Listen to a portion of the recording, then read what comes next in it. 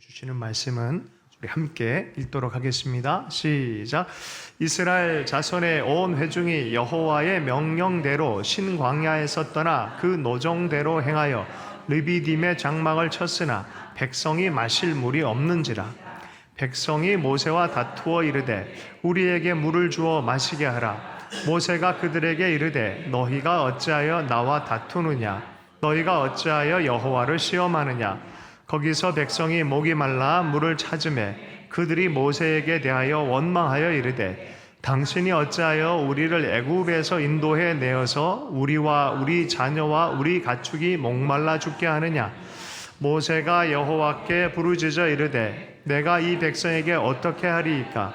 그들이 조금 있으면 내게 돌을 던지겠나이다. 여호와께서 모세에게 이르시되 백성 앞을 지나서 이스라엘 장로들을 데리고 나일강을 치던 내 지팡이를 손에 잡고 가라.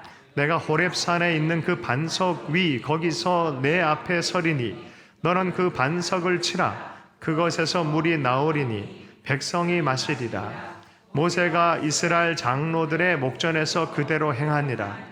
그가 그곳 이름을 마사 또는 무리바라 불렀으니 이는 이스라엘 자손이 다투었으며 또는 그들이 여호와를 시험하여 이르기를 여호와께서 우리 중에 계신가 안 계신가 하였음이었더라. 아멘. 오늘은 반석에서 나온 물이란 제목으로 해서 말씀을 함께 나누겠습니다. 요 일은요, 나중에 민수기 20장에 다시 나옵니다. 반복되는 그런 이야기인데요.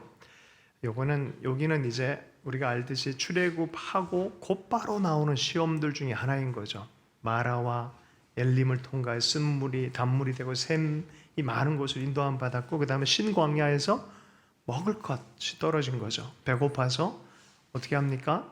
떡과 고기에 대해서 배고파 죽게 생겼습니다. 그때 하나님이 기적의 역사. 주님이 나중에 한마디 하시죠.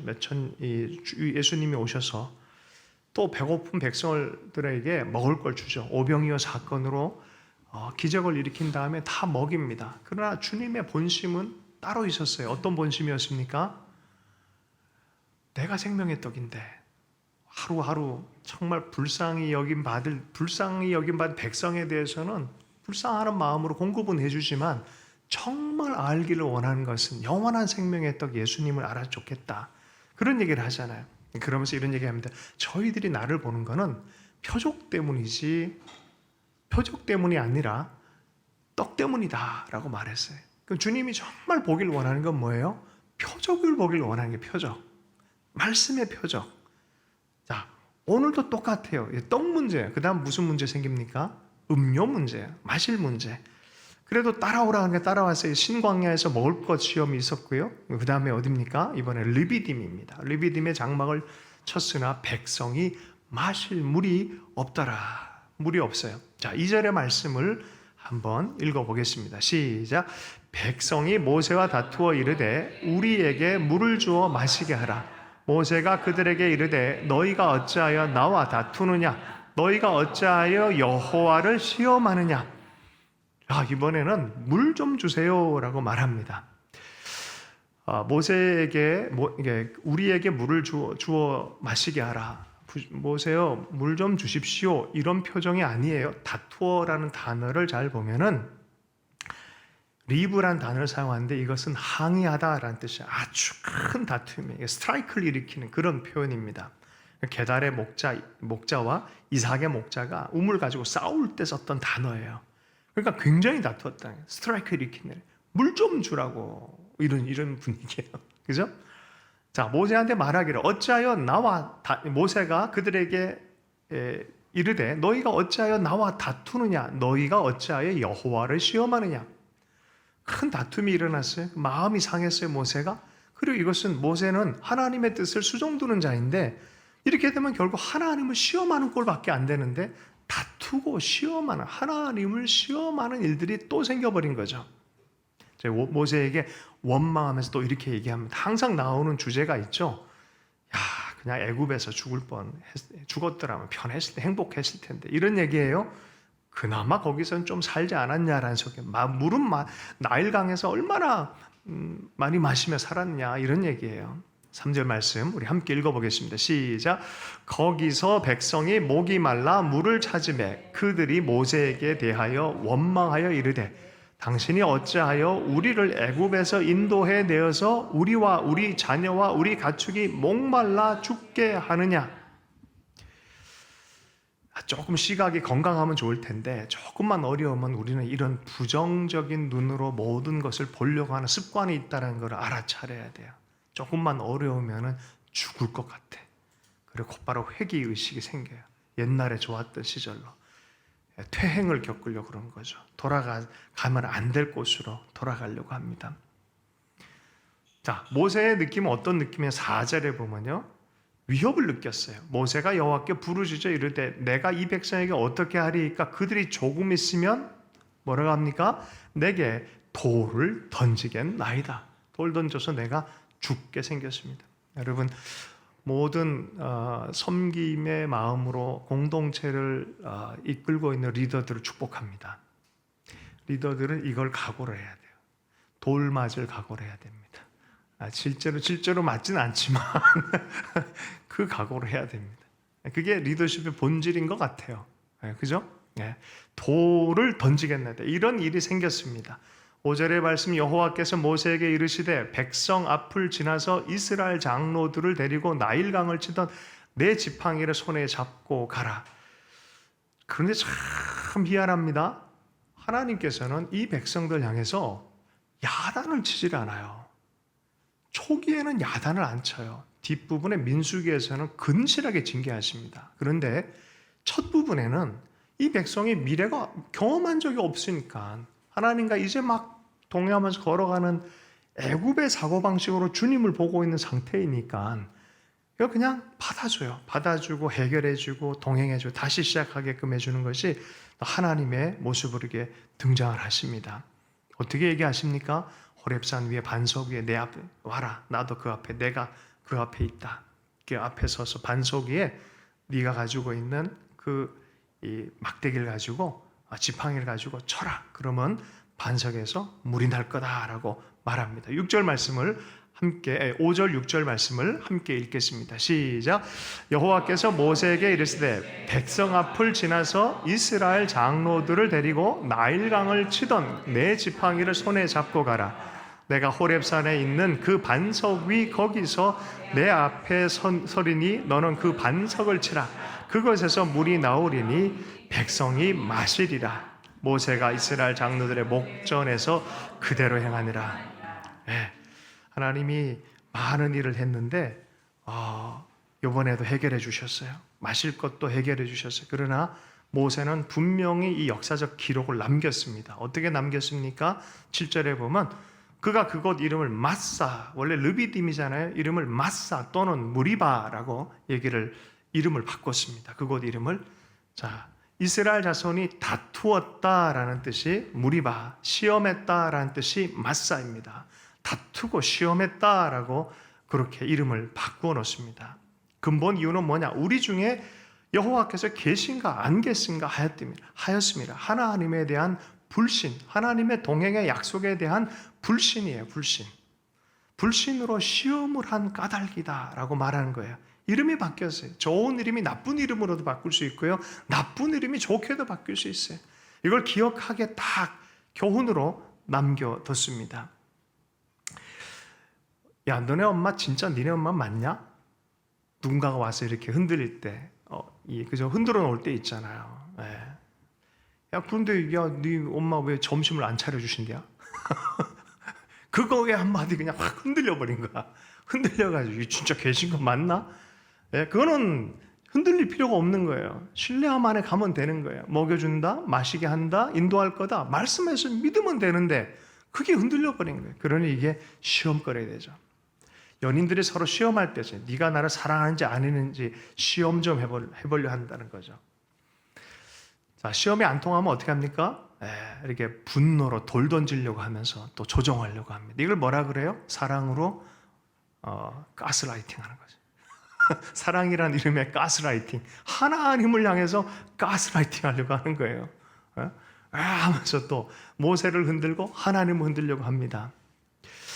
물이 없으니까 죽을 거야라고 생각합니다. 말이 되는 소리입니까? 물을 가르고 마일도 변화시키고 홍해도 가르고 먹을 것을 주고 불기둥과 구름기둥으로 여기까지 인도하시고 기적의 하나님을 경험했는데 물 때문에 죽일까요?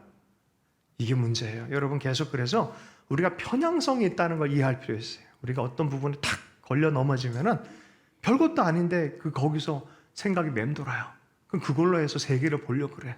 상처 중심으로 그냥 세계를 보려고 그래. 불편함 중심으로, 어려운 결핍을 중심으로 계속 자기를 해석하려고 그래. 이러면 걸려 넘어져요. 불신으로 가기 시작합니다. 그러다 보면 무슨 일이 생깁니까? 하나님을 시험하는 지경까지 가는 거예요. 하나님을 시험하지 않길 축복합니다. 하나님 시험하면 안 돼요. 성경에서 그러면 안 된다라고 분명히 말씀했잖아요. 그죠? 예. 자, 지도자라면은 좀 물을 좀 줘야 되지 않냐? 하나님은 뭘 하고 계시냐? 하나님 안 계신 거 아니냐? 여기까지만 인도하고 끝내버릴, 우리를 죽이려고 그런 거 아니냐라고 생각하는 거예요. 아이들이 엄마 아빠가 딱 사라지면 그냥 죽을 듯이 웁니다. 왜요? 내 중심의 세계에서 엄마 아빠가 안 보이니까. 여러분, 엄마 아빠는 다 알고 있어요. 보고 있어요. 근데 애가 안 보일 뿐입니다. 여러분, 그래 신앙의 성숙은요, 이런 자기중심성의 나르시즘에서 하나님 중심으로 변하기 시작해야 돼요. 때로는 내 마음과 내 감정이 무지무지 분편해도 하나님은 내 목자가 되신다는 의식 때문에 편안할 수 있어야 돼요. 할렐루야. 여러분, 시편 77편 한번 읽어보면은 내가 한 10여 절까지 그래요. 그러다 갑자기 중심이 확 바뀌어버려요. 뒷부분에 하나님이 그러면서 감정을 다스리게 되는 비결을 배우는 거예요. 왜요? 하나님은 내 목자가 되신다. 아멘. 요 교훈을 초기의 이스라엘은 배워야 되는 거예요. 배고프고 목마르고 힘들고 이런 과정을 통하여 하나님을 신뢰하는 법, 말씀이 되는 것들을 체험하는 것이죠. 자, 지팡이를 갖고 가라. 그 지팡이가 어떤 지팡이입니까? 자기 지팡이였어요. 인생 막 그냥 40년 동안 광야에서 양을 치던 그 지팡이, 비루한 지팡이였다가 하나님께 들려주니까 능력의 지팡이가 되어졌잖아요. 이 능력의 지팡이가 누구 지팡이예요? 예, 하나님이 능력의 지팡이로 만들어서 모세한테 지어준 거예요. 그죠? 사실 하나님의 지팡이지만 모세에게 들려준 거예요. 야, 너 그거 갖고 가라. 여러분, 인생도 마찬가지예요. 하나님께 사로잡히면요, 내 인생이 아니에요. 할렐루야. 하나님이 꿈꾸시고 하나님이 원래부터 나를 향해서 더 큰 나로 부르시는 그 나를 향한 여정이 시작된 거죠. 그 여정에 네가 계속 붙들고 왔던 거 있지 않냐? 그 능력의 지팡이 갖고 가서 내 앞에 서라. 반석 앞에 서라. 그리고 반석을 쳐라. 최초의 안반수. 백산수. 그래서 아주 좋은 물이 흘러나옵니다. 백성들이 다 마시는. 나중에 민수기에서 같은 장소에서 같은 시험이 있을 거예요. 나중에 한 판 더 이제 하나님 앞에서 또 가야 되는데, 배고파 죽겠다 하는 사람이 이제 이곳에서 목말라 죽겠다 하다가 이름도 르비딤이 마사, 시험, 무리바, 다툼, 모세가 정확하게 기록해놨어요. 나중에 백성들이 이거 보고 교훈을 얻으라고 얘기를 합니다. 성경 한 구절을 한번 찾아보겠습니다. 사도 바울이요, 이렇게 얘기를 했습니다. 고린도전서 10장 1절에서 3절까지 4절까지의 말씀인데요. 보세요. 요 출애굽 장면과 고린도전서 10장은요 굉장히 매칭이 돼 있어요. 그래서 출애굽 요 장면과 더불어 고린도전서 10장을 읽으면 예수님 안에서 이것이 어떤 의미인지가 잘 설명이 되어 있는 게 고린도전서 10장 장면입니다. 우리 1절부터 4절까지만 한번 읽어보겠습니다. 시작. 형제들아, 나는 너희가 알지 못하기를 원하지 아니하노니 우리 조상들이 다 구름 아래에 있고 바다 가운데로 지나며 모세에게 속하여 다 구름과 바다에서 세례를 받고 다 같은 신령한 음식을 먹으며 다 같은 신령한 음료를 마셨으니 이는 그들을 따르는 신령한 반석으로부터 마셨음에 그 반석은 곧 그리스도라. 할렐루야. 여러분, 이 반석에 대해서 사도 바울이 이렇게 해석을 하고 있어요. 여러분, 홍해 가른 건 세례라고 얘기를 하고 있어요. 세례 받으면 믿는 게 아니라 믿기 때문에, 언약이 있기 때문에, 믿음으로 가기 때문에 세례를 받는 거예요. 어린 양의 피로 문설죄 바르고 예수 그리스도 하나님과의 언약 안에 들어온 민족이기 때문에 세례를 받는 거예요. 믿음으로 발행했기 때문에 하나님 신령한 음료, 신령한 이 음식을 공급해 주셨어요. 그런데 마실 때 뭘 통해서 마시게 했냐는 거, 반석이 뭐라고 표현되어 있습니까? 그 반석은 곧 그리스도라. 예수님께서 반석이 된다는 거예요. 그런데 그 반석을 치라라고 말하고 있어요. 치라. 여러분, 이 무리바에서의 요 영적인 의미를 여러분 사실 누가 이 경험을 하냐면 도마가 경험합니다. 도마가 부활하신 예수님에 대해서 도무지 안 믿어지는 거예요. 그러니까 예수님이 나타나셔서 도마를 아니까 도마에게 찾아가서 내 옆구리와 내 손의 못자국 만져봐라. 쏟은 이것을 통해서, 반석을 통해서 쏟아낸 그 물과 피, 그 사실이다 라고 말하는 거예요. 그리고 뭐라고 말합니까? 네가 보지 않고 믿는 것이 복되다라고 말해요. 다시는 더 흔들리지 말아라. 불신 안에서 흔들리지 말고 많은 형제들에게 복음을 전해라 라는 그런 소명에 또 회복을 주셨잖아요. 근데 이 도마는 어디까지 갑니까? 인도에까지 가서 지금도 케랄라 지역에 가면은 기독률이 25%, 30%예요. 우리보다 높아요, 지금. 여전히 거기 굉장히 많은 수가 예수를 믿습니다. 요한복음 19장 34절 35절에 보면 그중 한 군인이 창으로 옆구리를 찌르니 곧 피와 물이 나오더라. 왜 주님이 옆구리가 찌름 당했는지를 이해할 필요가 있어요. 그분은 우리의 반석이다라고 말해요. 그리고 그분이 찌름 당하고 반석을 쳐서 깨가지고 터뜨려서 물이 나오고 생명수가 나오게 한 하나님의 의도를 이해할 필요가 있어요. 이게 표적이에요.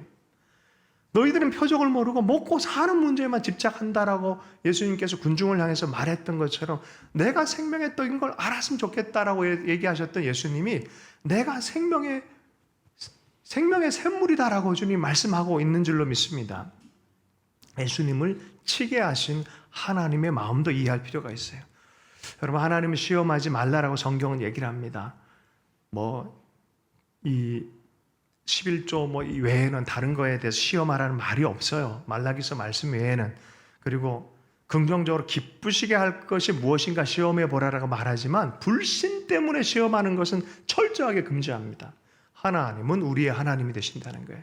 그 하나님 되심을 인정해 드리는 것에 어떻게 불신할 수 있겠냐는 거예요. 그 믿음의 여정에 불신이 들어가지 않도록 해라라는 거예요. 아멘이십니까? 때마다 음료 제공하고 때마다 먹을 것을 제공하고 필요를 제공하실 거다라는 거죠. 그러나 영원한 삶에 대해서 제공하는 것이 먼저다라고 말합니다. 고린도전서 10장 9절에 그래서 또 보면요, 요 출애굽기 말씀과 민수기 말씀과 연대해서 같이 얘기합니다. 그들 가운데 어떤 사람들이 주를 시험하다가 뱀에게 멸망하였으니, 불뱀이 와서 다 물었어요. 원망하고 불평하고 불신하다가 불뱀이 와서 다 물어서 죽게 생겼습니다. 우리는 그들과 같이 시험하지 말자라고 말합니다. 그럼 우리는 시험을 어떻게 바라봐야 되겠습니까? 고린도전서 10장 13절에 그대로 얘기해요. 그런 시험이 나타날 때 어떻게 대해야 되는지에 대한 얘기를 합니다. 사람이, 요건 같이 읽어보십시다. 10장 13절 말씀입니다. 함께 읽습니다. 시작.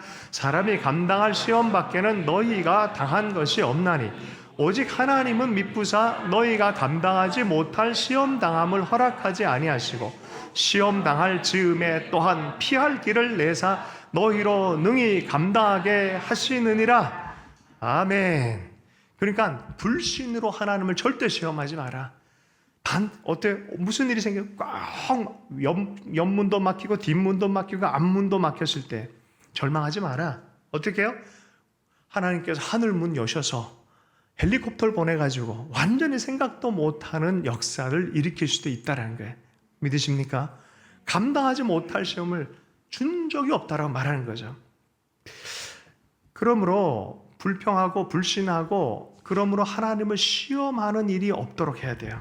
그 태도를 잘 교정해야 돼. 그러면 어떻게 하면 좋겠습니까? 좀 더 적극적으로 기쁘시게 할 게 뭔가 생각하고 시험에 들지 않게 깨어있어 기도하라. 마음에는 원이로도 육신이 약하도다. 어떻게 해야 된다고요? 기도해라. 기도를 통하여 시험에 들지 않도록, 시험거리가 시험에 되지 않아야 돼. 그러려면 깨어서 기도해야 됩니다. 시험을 이기기 위해서 우리가 반석 앞으로 가야 돼요. 하나님께 집중할 줄 알아야 됩니다. 요새는 집중이 어려운 시대라 그래요. 1시간 말씀 듣는 것도 어렵고요. 성경 말씀 읽는 것도 어렵고, 요새 애들이 핸드폰을 딱 주면은 그냥 전두엽에 테러를 당한대요. 감각이 달라진대요. 뇌 회로가 전혀 다르게 변한다 그러더라고요. 나중에 우리 김성규 목사님 전공이니까 그렇게 한번 얘기를 들으면 좋겠어요. 바이오 내공학도 한번 썼으면 좋겠어요, 나중에. 그런데 그잖아요, 그죠? 많은 얘기예요. 어릴 때는 이거 보면요, 테러를 당하는데 그게 뭐냐? 집중을 못 한대요. ADHD가 요새는 2배나 늘었대요, 애들이. 읽어야 되는데 읽지를 못해요. 난독증이에요. 집중하지 못해요. 여러분, 어떻게 보면 시험이 올 때쯤에는 우리는 반석 앞으로만 가면 돼요. 말씀대로 반석 앞에만 가면 돼요. 그런데 못 가요. 집중이 안 돼. 가는 곳에 여러 가지 본질적으로 집중하지 못하는 게 너무나 많이 있습니다. 여러분, 예수님께서 우리 인생에 집중해야 될 인생의 좌표인 것을 여러분 꼭 기억하길 축복합니다. 그분께로 가야 되고 그분께 사로잡혀야 됩니다. 그분 안에서 시간을 보낼 때 하나님의 신비한 역사가 일어나는 것을 우리는 많이 경험을 합니다. 과거에는요, 의학, 과학 이런 게 많이 발달해서가 아니었어요. 정말 절체절명해서 하나님 예수 그리스도에 대한 순전한 믿음으로 가서 기도합니다. 붙잡습니다. 예수의 이름 붙듭니다. 말씀대로 하나님 살려주십시오 합니다. 그럼 살아나요. 우리 70년대, 60년대 교회가 그렇게 세워졌어요, 실은. 근데 요새는 하도 방법이 많아요. 집중이 안 돼요. 그죠? 반석이신 주님께로 가까이 가길 축복합니다. 네. 자, 이 예수님이요, 실은 내게로 오라라고 자기 정체성을, 반석 정체성을 갖고 한번 말씀하신 적이 있어요. 목마른 자들은 다 내게로 오라라고 말씀하신 적이 있어요. 요 초막절 절기에, 올해 초막절이 어저께 저녁부터 시작이 되셨어요. 네. 올해 아주 재밌습니다. 이렇게 보면 우리 한국 이 절기랑 아주 흡사하게 잘 맞아들어서 초막절에는 비가 많이 내리면 은총의 시작이다는 그런 사인으로 봤는데요. 하나님께서 우리 세대 안에 또 우리 이 한국에도 은혜를 많이 베푸실 것을 또 기도하게 되어지는 이유가 여기에 있어요. 왜냐하면 초막절에 대한 의미를 알면 이해가 됩니다. 제가 좀 잠시 절기에 대한 얘기, 이때마다 제가 좀 반복하는 얘기를 조금 하도록 하겠습니다. 출애굽의 과정 안에 7가지 절기가 다 있어요. 그리고 이것을 수천 년 지키게 했어요. 왜요? 이 모든 과정이 노예 백성에서 하나님의 백성이 되어지는 과정입니다. 그리고 이 과정 안에 절기를 통해서 예수님께서 하실 일을 처음부터 예언적으로 표적으로 다 심어놓은 게 이게 절기예요. 그 7가지 절기를 잘 연구하면 예수님이 누구인지 어떤 사역을 하는지가 다 나와 있어요. 수천 년 전부터 이 출애굽 때부터 주님께서 이미 절기를 통해서 표적으로 계시가 되어져 있어요. 요한은 바로 그 표적을 좀 이해했으면 좋겠다라고 계속 얘기를 했던 거죠. 우리가 잘 알듯이 이 7가지가 계절별로 나눠졌는데 3가지로 크게 나누면은 봄절기가 있고 오순절이 있고 가을절기가 있어요. 3가지 절기. 자, 첫 번째 절기가 뭡니까? 6월절 어린 양. 출애굽할 때 했던 그 6월절입니다. 근데 6월절 어린 양, 예수님을 6월절 어린 양이라 그래요. 무교절, 세상과 섞이지 않고 이제 하나님과 동행해야 될 백성, 무교절을 기름성에 세상의 기름이 섞이지 않는 삶의 준비, 무교절. 그리고 부활이 3일 만에 죽으신 이후에 부활하신 부활의 첫 열매, 초실절 같이 있어요. 6월절, 무교절, 초실절. 6월절 어린 양을 통하여서 우리는 세상에 섞이지 않은 하나님 나라 백성 무교절의 삶을 살아가고, 그리고 부활의 첫 열매는 예수 그리스도처럼 우리도 부활의 소망을 갖는 거예요. 이게 봄 절기가 얘기하는 거예요. 십자가를 통해서 우리에게 주어진 의미입니다. 그리고 정확하게 77이 49, 오순 50 곱하기 5 곱하기 10에서 50일 이후, 초실절 후 50일을 계산해서 오순절이 있습니다. 오순절. 여러분, 출애굽기 19장 1절에 보면은 이런 말씀이 있어요. 이스라엘 자손이 애굽 땅을 떠난 지 3개월이 되던 날 그들이 시내 광야에 이르니라. 정확하게 6월절 이후에, 여러분 50일 이후에 도달한 데가 시내산에, 시내산. 요걸 잘 계산해 보면 딱 거기에 나와요. 오순절 때 시내산 도착해서 하나님이 주시는 말씀의 계명을 받는 거예요. 이게 오순절이에요. 여러분, 성령께서 언제 오셨어요? 계명을 받을 때. 그런데 이게 밖에 있는 계명이 아니라 이제 네 마음속에 마음에 새겨지는 성령의 계명의 시대가 올 것이다라고 예레미야가 계속해서 예언을 했단 말이죠. 선지자의 말씀대로 오래전에 시내산에서 불과 번개를 통해서 하나님 말씀한 그 하나님의 말씀의 법이 주어졌은 그것이 바로 오순절이에요. 말씀의 법. 그것이 실행하기에는 성령의 법, 내 속에서 내 영 안에서 하나님의 나라를 따르게끔 해주는 성령의 사건이 바로 이 오순절에 일어난 사건입니다. 로마서 8장 5절 7절에 보면은 육신을 따른 자는 육신의 일을, 영을 따른 자는 영의 일을 생각하나니 육신의 생각은 사망이요 영의 생각은 생명과 평안이니라. 육신의 생각은 하나님과 원수가 되나니 이는 하나님의 법에 굴복하지 아니할 뿐 아니라 할 수도 없습니다. 우리는 이 나중 본문에 보면 아말렉이 나와요.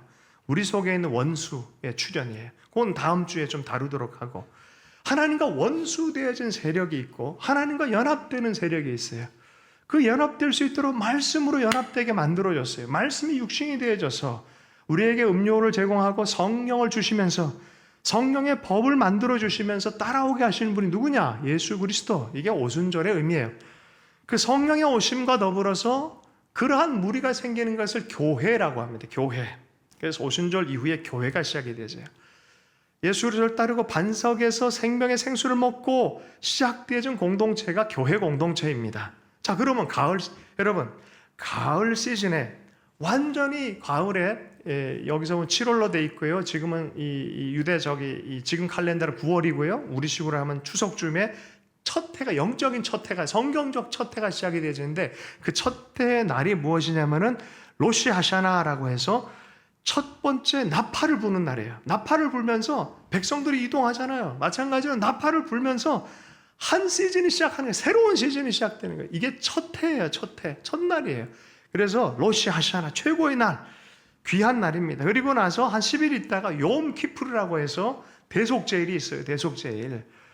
이때 너무너무 거룩한 날로 이 사람들이 지켜요. 이때 완벽하게 죄를 사함받는 대제사장이 성소 안에, 지성소 안에 들어가서 기도하고 금식하고 회개하고 가장 거룩한 날 여기서 모든 백성이 다 기도하고 금식하면서 대제사장이 민족의 죄를, 희생양을 가지고 들어가서 희생양에게 죄를 전가하고 하나님께 속죄를 요청하고 기도하고, 그리고 나와서 백성에게 축복을 선언하는, 이것이 대속죄일이에요. 이 한 날이 너무너무 중요한 날이에요. 그 양은 누구예요? 예수 그리스도. 예. 나팔을 불면서 그 일을 시작해요. 나팔을 첫날로 해서 10일 동안 준비하고 대속죄일에 그러하는 거예요. 여러분, 지금도 그분들은, 유대인들은 물도 안 먹고 음식도 안 먹고 25시간씩 금식을 합니다. 25시간을. 왜 25시간 하는 줄 알아요? 24시간 한 줄 알고 있다가 23시간 55분 할까 봐. 완벽하게 금식하려고 25시간을 금식을 해요. 간절하게 영혼을 괴롭게 하고 지난날에 대한 속죄를 온전히 하는 거예요. 지금은요, 성전도 무너졌는데 지금도 전가하는 전통이 남아가지고 지금도 요 절기에는 닭 있죠. 닭 같은, 이게 닭 머리 이렇게 탁 해서 자기 죄를 전가시킵니다. 뭐 그러니 지금도 하고 있어요. 지금도 하고 있어요. 그분들은. 속죄일 5일 이후에, 여러분, 성경 안에서는 7월 10일에서 7월 14일인데 1년 중에 가장 즐거운 절기가 바로 이 초막절, 장막절. 지금이 어저께 저녁부터 시작되어진 절기, 성소절기로 생각하면은, 그리고 다음 주 7일, 이번 주 토요일 7일이 제일 큰 날이에요. 일주일 내내 기쁨의 날인데 이때 해야 되는 게 있어요. 이 사람들은 뭐를 하냐면은 장막, 수콧을 만들어 가지고 얼기설기 나무까지 얹고 이렇게 별이 숭숭 보일 정도로, 거긴 베란다 같은 게 꽤 많거든요. 건물을 보면 거의 베란다가 많아요. 왜냐하면 이 초막을 이렇게 만들려고 건축을 그렇게 해요. 그 사람들은 이 초막절 때문에 초막에 집 안에서 앉아요.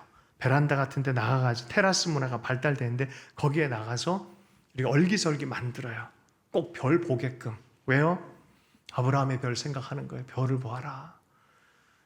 너의 자고 먹고 마시고 살아온 여정에 하나님이 너를 보호하지 집이나 안전처나 소유가 너를 보호하지 않는다. 이거를 일주일 내내 합니다.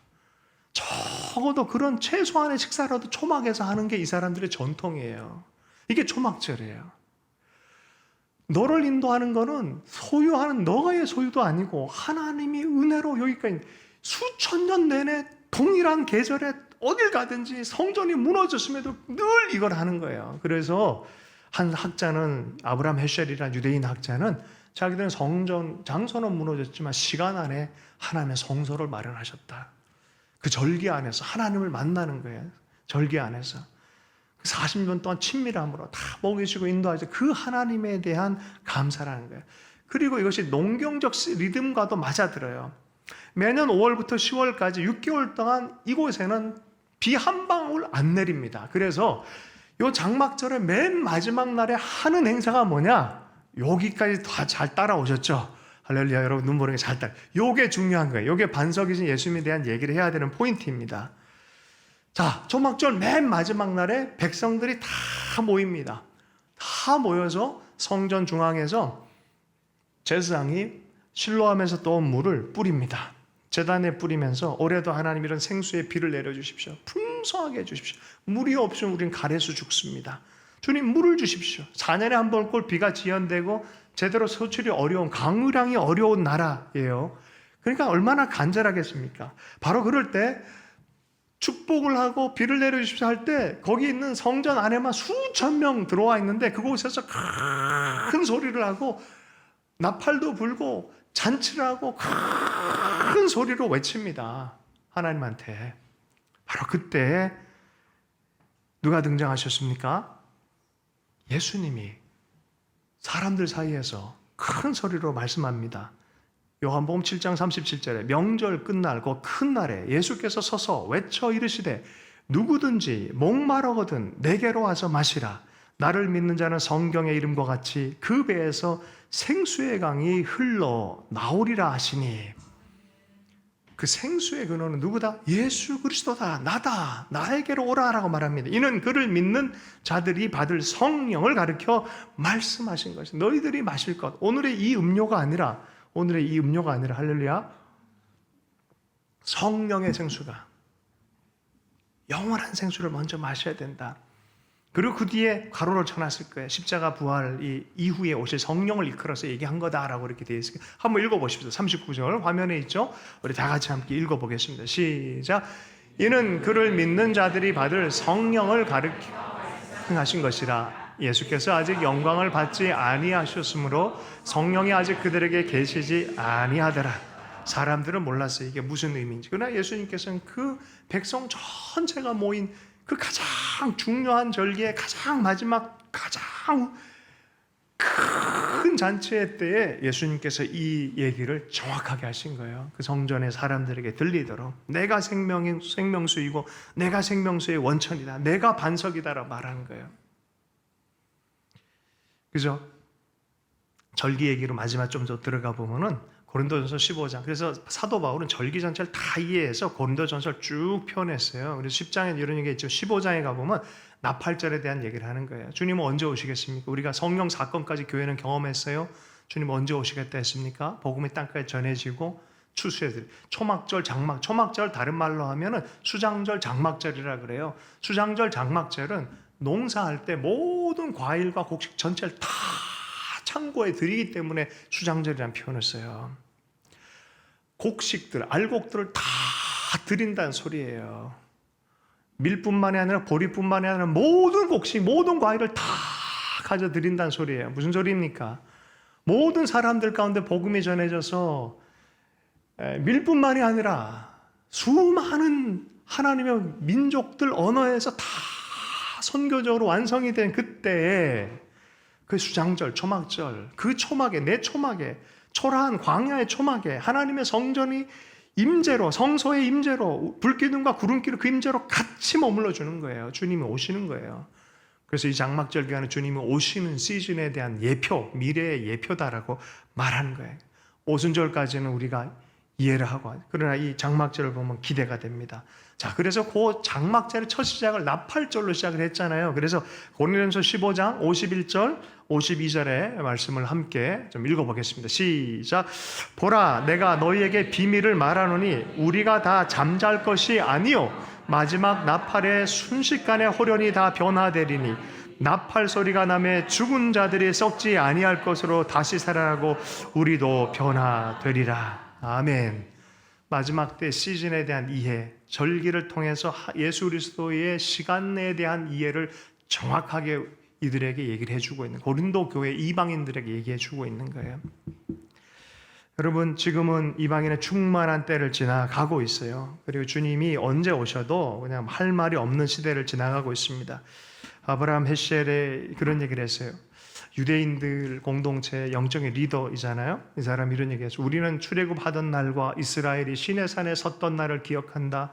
그리고 우리의 메시아 소망은 세상 끝날인 어느 날에 대한 기대이다. 유대인들도 이렇게 기대하고 있어요. 하나님이 오실 것이다. 우리는 한번 오셨고 다시 오실 것이다. 유대인들은 지금도 이사야서 53장을 읽지를 않습니다. 진짜 그래요. 53장 뛰어넘어요. 왜요? 이 메시아는 누구냐라고 물으면 답을 못해요. 십자가에 어린 양으로 죽어간, 말없이 죽은 고난당한 이 종이 누구냐라 물으면 왜 그가 옆구리가 터져야 돼, 반석이 터져야 되고 왜 그가 죽임 당해야 되는지 그것에 대한 이해를 알지만 또 눈을 감으려 그래요.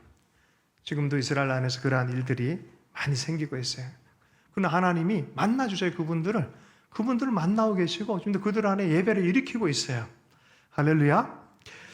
여러분 보십시오. 우리 절기를 통해서 오늘 이때부터 시작되지, 하나님께서 오래전부터 이야기를 계속 큰 이야기를 계속하면서 우리의 삶의 이야기도 마찬가지. 이 하나님의 구원의 큰 이야기에 하나하나씩 구원의 퍼즐을 맞춰가면서 하나님의 이야기를 우리의 삶에게 허락하셔서 우리로 하여금 살게 만드십니다. 그 이야기는 하나님 이야기입니까? 내 이야기입니까? 그 지팡이는 하나님의 지팡이입니까? 내 지팡이입니까? 할렐루야. 할렐루야. 그죠? 하나님이 나에게 다시 주신 지팡이. 조지 퍼먼이라는 사람이 있어요. 조지 퍼먼. 무하마드 알리랑 권투로 해가지고 그러니까 엄청났잖아요. 조지 퍼먼이. 근데 졌어요. 그리고 그냥 대충 이제 자기 삶을 마무리했는데 예수 그리스도를 만났어요. 너무 크게 만나서 목회자가 돼버렸어요. 이게 완전 블루칩인데 목회자가 되니까 막 프로모터들이 와가지고 좀 한 번만 해달라면 절대 안 해. 그런데 자기가 섬기는 젊은 아이들이 자꾸 이상한 길로 가고 자살하고 죽고 이러니까 이 아이들이 권투를 좋아해. 근데 권투를 좀 가르쳐달라고 하면 안 가르쳐줘. 자기가 목회자니까. 그래서 나중에 한 애가 죽은 걸 그 사연을 알고 체육관을 지키려는 돈이 없잖아. 근데 기도 중에 하나님이 이 막대기 다시 들어라. 조지 포먼이 다시 나섭니다. 40이 넘어서. 할렐루야. 여러분, 조지 포먼은 참 대단한 사람이에요. 다시 챔피언이 됩니다. 헤비급 챔피언, 역사적인 챔피언 조지 포먼. 한번 나중에 찾아보세요. 젊은 세대 모르지만 대단히 뛰어난 사람이에요. 그래서 늘 트렁크 보면 십자가 다 그려놨어. 십자가 다 그리고 다시 나섭니다. 40이 넘어가지고 그 나이에 그냥 다시 시작합니다. 말이 안 되는데 말이 돼버려요. 네. 여러분, 예수 그리스도를 통해서 우리의 삶을 살아가게 수 있게 축복합니다. 그분이 우리의 생명의 샘입니다. 요한계시록 5장 12절 말씀에 큰 음성으로 이르되 죽임당하신 어린 양은 능력과 부와 지혜와 힘과 존귀와 영광과 찬송을 받으시기에 합당하시도다. 계시록의 중심엔 예수 그리스도가 계세요. 삶의 중심에도 예수 그리스도가 계셔야 됩니다. 이 모라비안 교도 중에 하나님의 은혜를 깊이 깨닫고 나서 이런 노래를 부르면서 자기 삶을 노예로까지 팔면서 선교하러 나갑니다. 그들이 노래했던 노래가 있어요. 죽임을 당하신 어린 양이 고난의 보상을 받으소서. 죽음을 당하신 어린 양이 고난의 보상을 받으소서. 나를 향해서 죽어주신 예수 그리스도, 그 은혜를 발견해서 그분께 쏟아내는 게 무슨 아까우냐라고 하면서 그냥 보상을 받으십시오. 이게 당신께 드리는 나의 보상입니다라고 하면서 부어드리는 것이죠. 여러분, 예수님을 발견하셨다면 끝까지 잘 따라갈 수 있길 축복합니다. 우리 그랬으면 좋겠어요. 우리 누구 하나도 내 신앙은 내가 잘 지켜 절대 그러지 못합니다.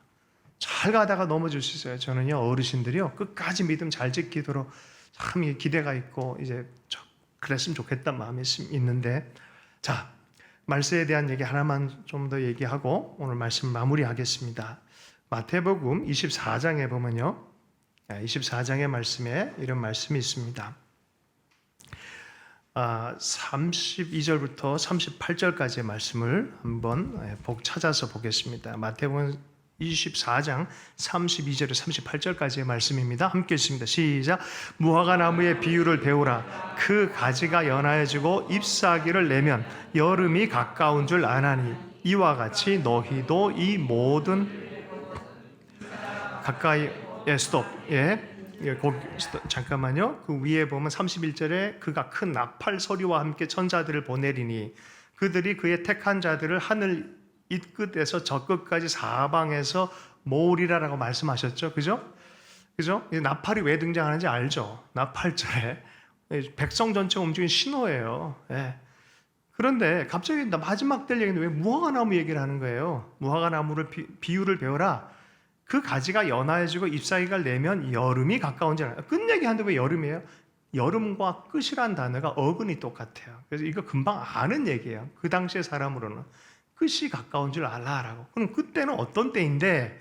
라고 물을 수 있잖아요. 이와 같이 너희도 이 모든 일을 보거든 인자가 가까이 문 앞에 이른 줄 알라.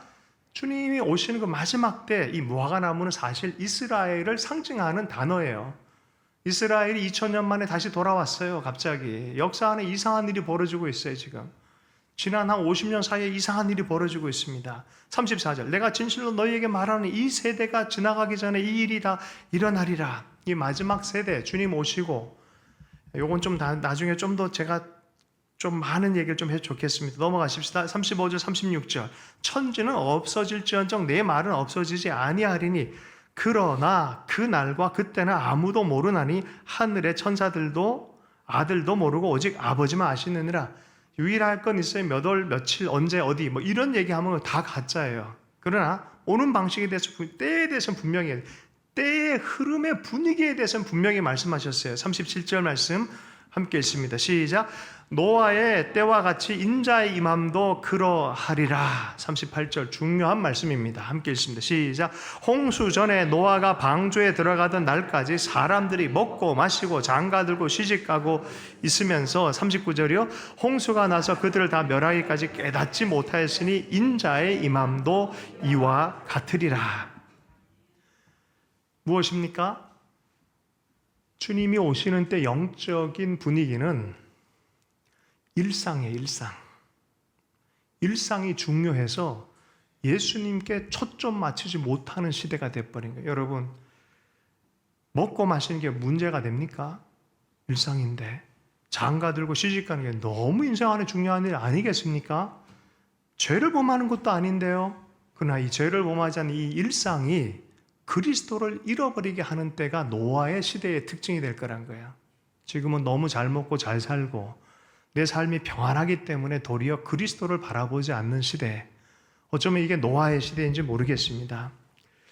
죽임을 당하신 어린 양이 고난의 보상을 받으소서 했던 마음이 다 사라져버렸어요.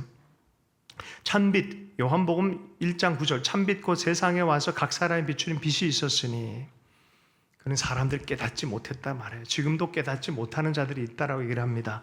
그러나 영접하는 자 곧 그 이름을 믿는 자에게는 하나님의 자녀가 되는 권세를 주셨다라고 말합니다. 그리고 말씀이 육신이 돼서 오신 예수 그리스도, 그분이 오래전부터 성경을 통해서 오리라고 하셨던 그분이고 주리라고 했던 생명의 근원이 되시는 분이에요. 요한이 이걸 깨달았어요.